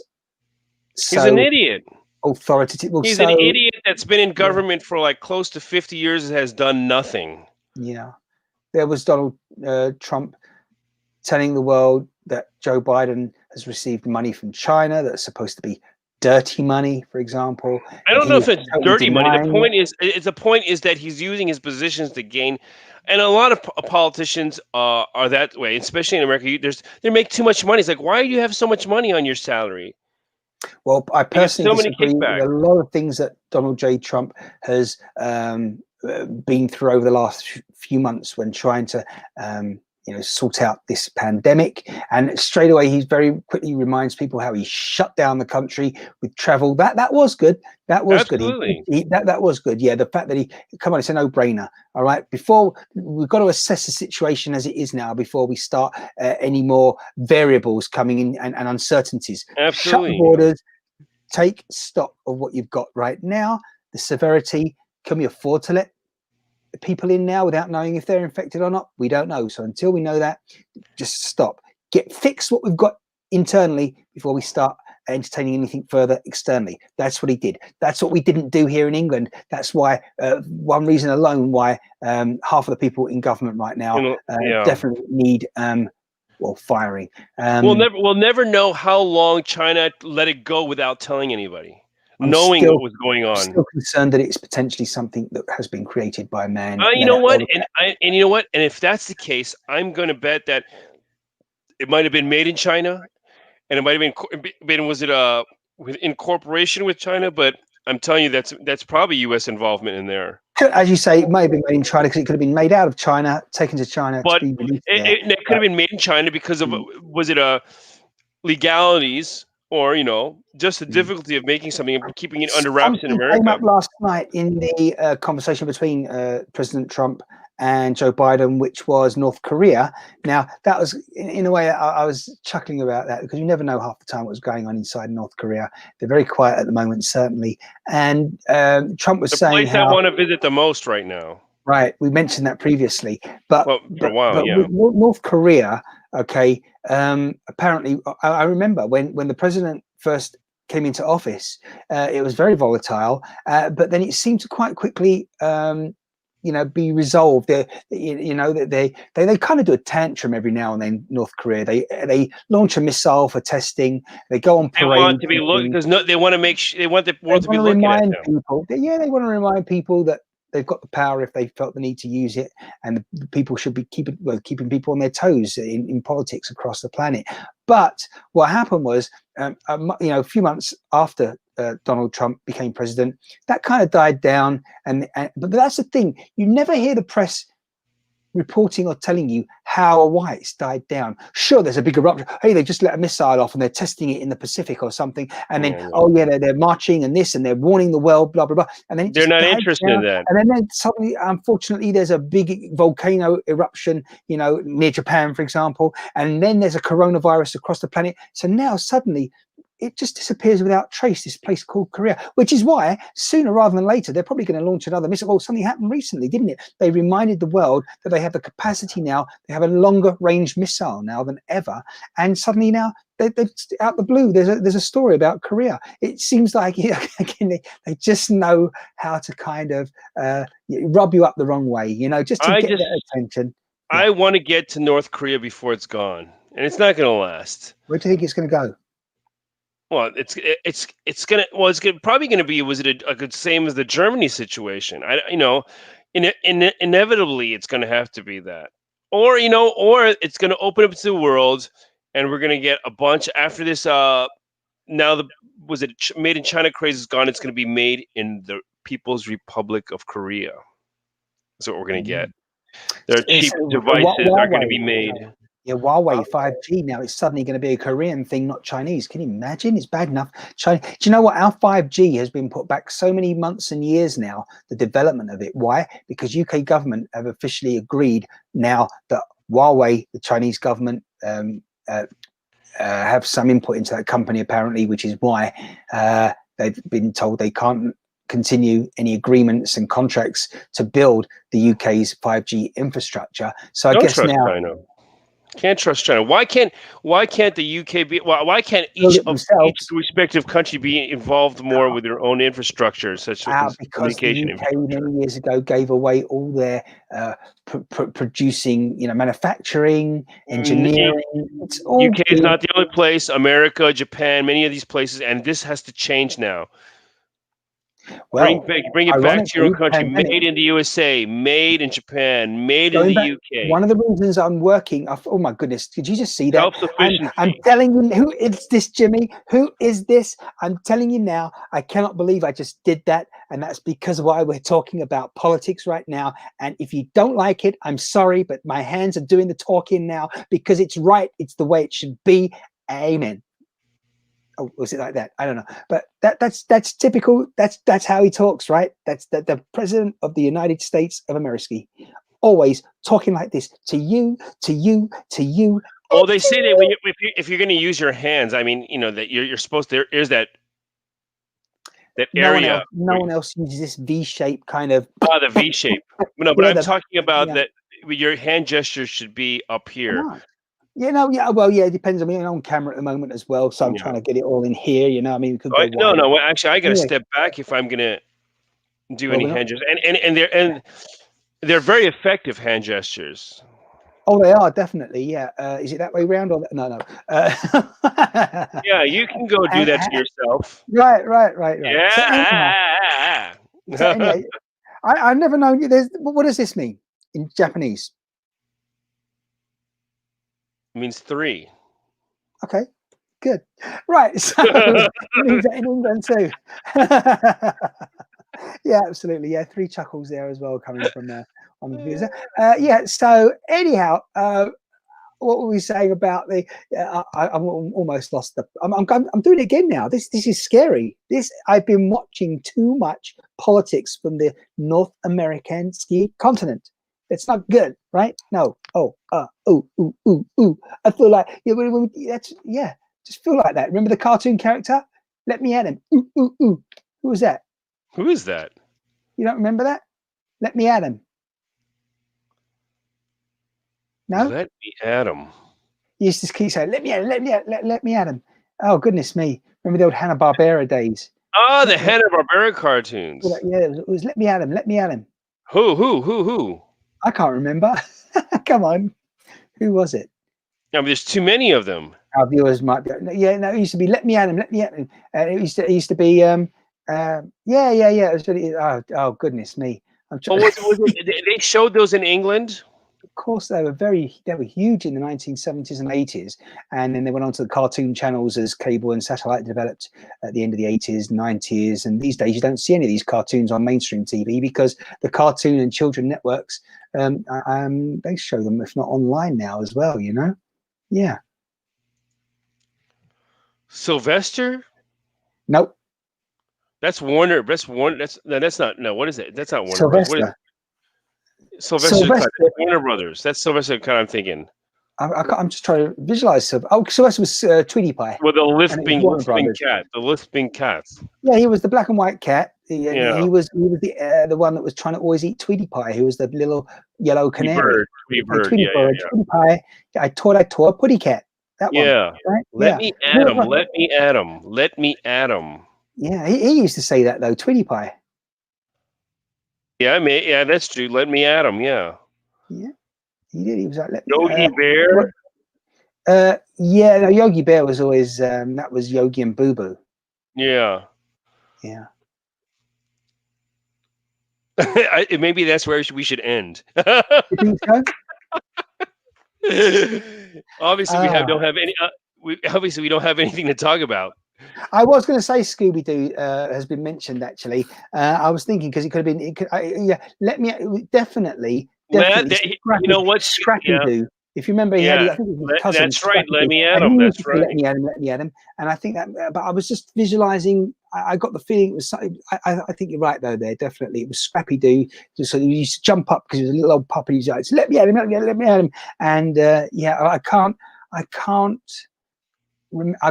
just got some sort of memory that it was another cartoon that was similar to that. And too many of them. Captain Caveman. Let me at him. Captain Caveman. Yeah, I remember that. And where are we going with this now? You're Captain Caveman, and it was like that was like woman power then, wasn't it? Even back then, because I think it was like 2 or 3 women that were the team, trying to figure out all those. Josie and the Pussycats. That's Archie comic. No, we never. That wasn't so big over here, I don't think, but we did have it here. We've seen them all here, but even before the internet. Was Josie and the Pussycats was Josie and the Pussycats part of Hanna-Barbera? I believe it was. Yes. Yeah. William Hanna and was it and Joseph Barbera. Yeah. And that building in Los Angeles has now been sold. The Hanna-Barbera building, I think it's in the Valley, in the 818 area. People that know all about that geography will, I think, clarify this. And I think it's just over in Studio City area-ish in Los Angeles is where they used to have a wonderful building there. And these days, I think it's probably owned by Warner Brothers or one of the other bigger networks, if not private offices now.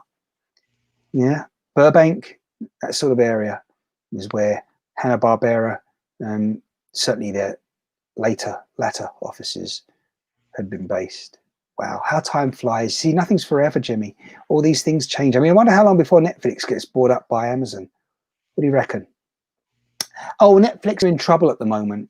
You know, the story was something like, instead of their usual 100,000 subscribers each month, over the pandemic it's dropped to like 80,000, something like that, you know, each month. I don't, it's just seriously, you know, we'll just stop spending so much money on new productions and until you get your resources and everything sort of sorted out in the accounts department. Certainly. Yeah. Are you trying to give us a picture there of something on your screen? Something tells me that Jimmie's about to share his full-size screen. Yeah, and someone else. Oh, is. no, Sorry, no. I couldn't make it bigger. Here you go. I guess this is maybe. Oh my goodness! There you go. Yeah, that's. Let me at him. That's. Let me suck him. Right. There you go. It was Scrappy-Doo. Yeah. And how long are we going to look at Scrappy? Well, we can all join in there. Scrappy-Doo. Well, I tell you, that's definitely a blast from the past. That was Scooby-Doo's. Was he his cousin? I think it was his cousin. No, it's his nephew. Is it his nephew? Yes, it could have been his nephew. His cousin was like that big gray dog, that like a Great Dane, kind of like a Great Dane. Yeah, something like that. Yeah. What was it? Was it Scooby-Doo's cousin? What was it? What was he? Can't remember the name. Cuz. Hey, Jimmie, you haven't told us yet what it's almost going to be covered up again there, but what it says above your head there, behind on the wall. Remember, we mentioned this before we went live, and you said Scooby-Dum. Scooby-Dum. Okay, so seriously? Yeah. So here we go. He's like probably a little bit like Okay. So this is Nihon Chizu. Nihon Chizu, that means Japan's map. Oboeyo. Let's learn the Japanese map. So I got a map on. This is I took a picture of my other wall. Okay, basically this is my bookshelf and the map behind it. So it's just a map of Japan. It says Nihon Chizu, which means it says Japanese map, map of Japan. Right. Oboeyo, which means let's learn. Right. That's it. Let's learn. Well, there's something else you can learn right now from me, because you've just reminded me about this, because in the background there you have Superman. Yeah, just to your right shoulder, I believe. Yeah, I'm a big Superman fan. That's what I'm talking about. People there, you see. No, you didn't need to. Never mind. Anyway, you've done it now. So there you are. There's Superman. And what I've just been reminded of, Jimmie, is that recently, a news item here, the mountain rescue teams, which we have here, often, don't ask me why, but people ridiculously go out there climbing, even on a cold day and it's dark, and they expect, again, they expect someone to put their life at risk when they get in danger. I'm so opposed to that. If someone's going out there on a mountain and they've particularly also been told it's going to get misty out and you shouldn't really go right now at this time of year, etc., don't expect someone to come out there after you and put their life at risk. Anyhow, recently it's being tested right now, but medical people, when they get to the base of the mountain, it's going to take them 2 hours to climb up, at least half an hour to climb to where someone is, that they're now wearing rocket suits, to go up there and to reach the person. Fuel-filled suits. Isn't that more of an Iron Man than a Superman? Well, it's just the fact that Superman was there that reminded me. But I think it is kind of Iron Man, almost. Was it Flash Gordon-y style? But What was it? Wasn't the Rocketeer? Wasn't that another comic book? Rings a bell. But they're already putting their life at danger. They've got two options now. They can either say to themselves, it's going to be dangerous walking up the mountain, and climbing up the mountain to rescue this person, or is it more dangerous, putting all these gases on my legs, on my backpack, whatever, and setting light to a human rocket. I mean, that's one of the dangers, of course. Well, sadly, we know it happened, didn't it, in the shuttle, the space shuttle. Which one was it that exploded? Discovery or Atlanta? Was one called? They had different names, didn't they? They had about 3 or 4 shuttles. Columbia, Discovery. I can't remember exactly the one I've missed out, but one of them, as you know, it exploded like a firework. You're talking about 2000? Was it 1986? You're talking about? No, you're talking about a much more recent one. It was in the noughties. 2000 was later than 2000 and what? How many years ago was this? Was it 2011-ish? 2013. Columbia. Probably. 2003. Here it goes. I found it. Yeah, it must. Yes. Space Shuttle Columbia disaster was a fatal incident in the United States spacecraft that occurred on February 1st, 2003, when the Space Shuttle Columbia disintegrated as it re-entered the atmosphere, killing all 7 crew members. There you go, Brenda. Almost got it right there with the first letter, but no, it wasn't. Yeah, Challenger was the other name, though, definitely. Yeah, Columbia. You're talking about the 1986? No, I was talking about the one. There was only one major. It was a setback, and all the crew. No, the 1986. Yeah, but Space Shuttle Challenger was the second. Was it a Challenger? Was in 1986? Yeah. In the big scheme of things and the bigger picture, realistically, they haven't done bad. No, of course not. Yeah, I mean, if you're signing up to fly into space, there's going to be a risk. Yeah, but that is a huge. I mean, that is it. Literally, it's a game of chance. Like life is, full stop. You never know. Again, tomorrow what's going to happen to you health-wise and stuff like that. But let's not get too far into that conversation we were having earlier on. I think it's brilliant, but I have no interest in going into space at this moment in time. I agree. Right now, I've got more important things to do on this planet, and they're about to happen now, as I say. So watch this space. Excuse the pun there when I say space. But there you go. Yeah, it's all happening and coming together there. Brenda, by the way, also said, I don't know if you saw earlier, that it was Scooby-Doo's nephew was Scrappy-Doo, I think. Anyway, yeah, along with School Teacher Board. Yeah, I think that wasn't that the 1986 one?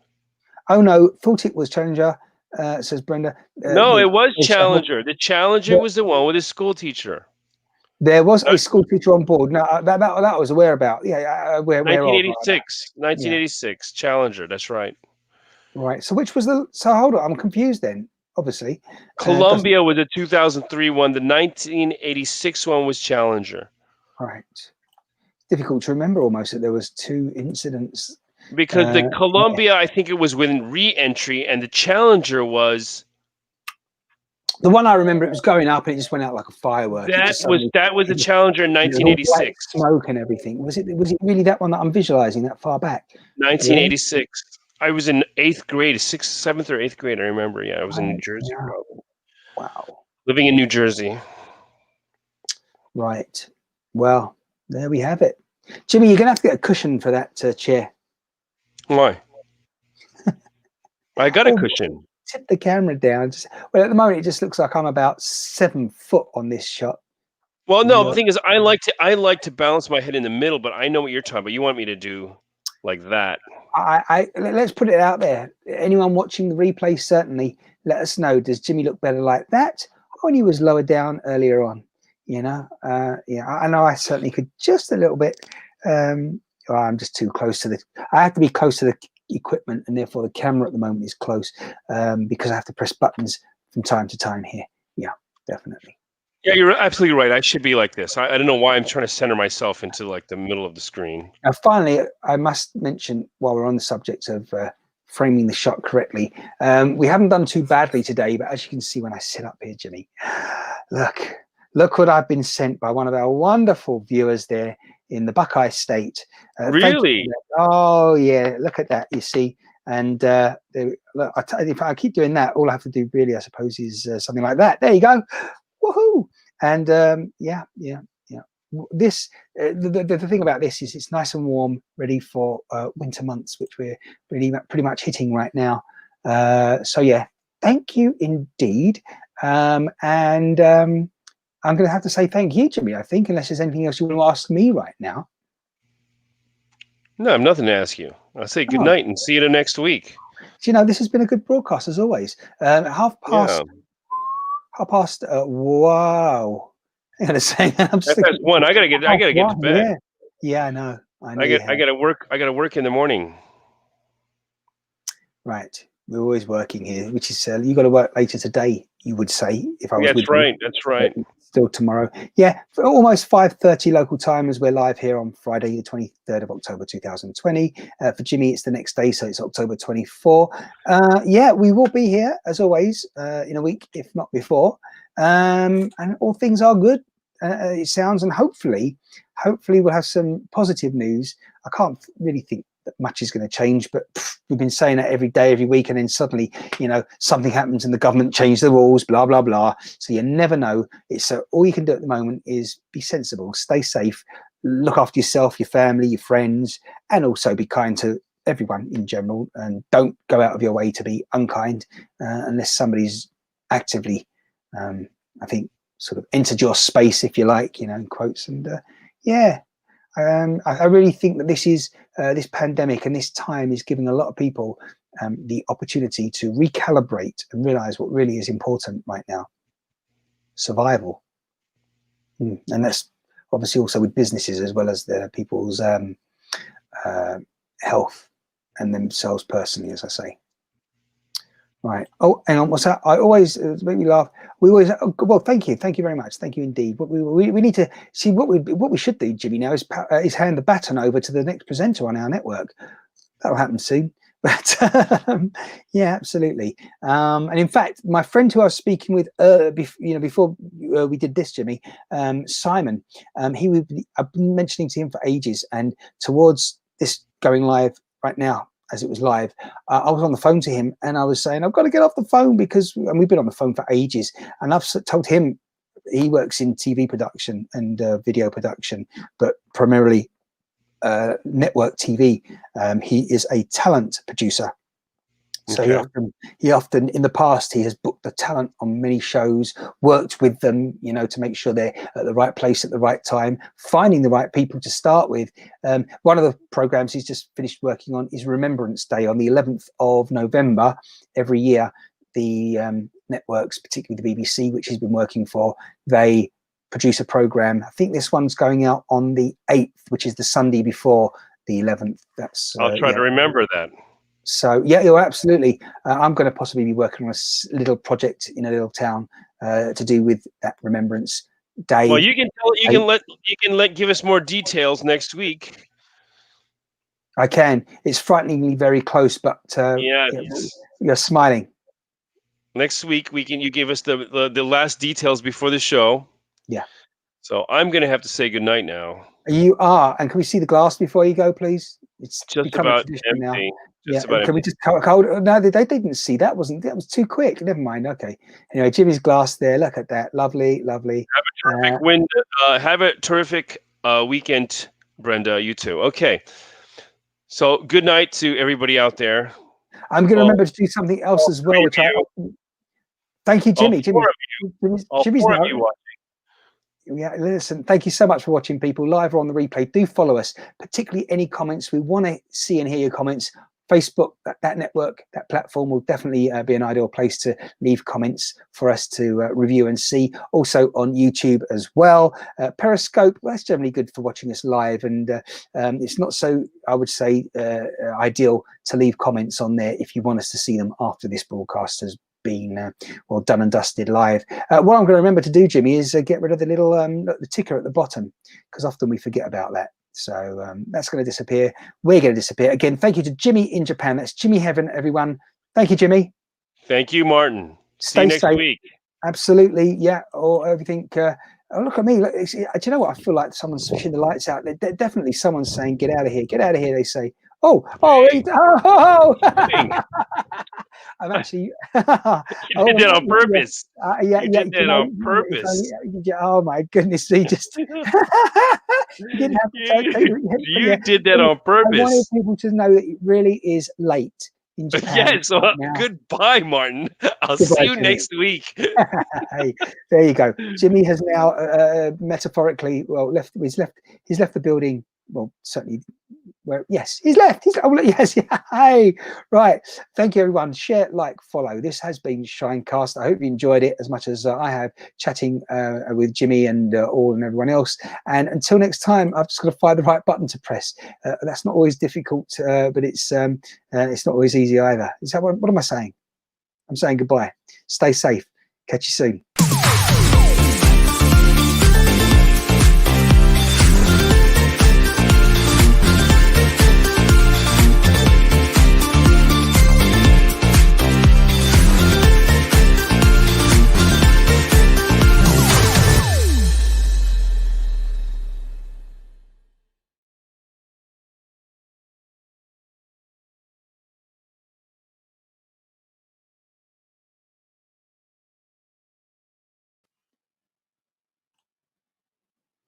Well. Can people still hear me? I think you can, can't you? Yeah. Oh, I was going to say, Jimmie, did you just switch your camera off temporarily? Of course, because I got to watch you. Anyhow, that's fine, because I was about to say to everyone, I think Jimmie's already gone, which because I thought you had. Anyway, we'll say goodbye to everyone. We'll say just a reminder, everyone's thinking, what's going on? What? You're still live? Yeah, we're live because we let you see the bit before and after we actually produce this, you see, and often we'll hang around and have a little chat potentially and stuff, and it's all going to be happening, obviously in the future, not the past, but it will be happening in the future. You know what I'm saying? Yeah, well, you've got enough here to talk with, let alone eat them. Right, thanks everyone. We're going to end this live, and don't forget to like, share, and follow here on ShineCast, and stay safe. And bye for now. Right.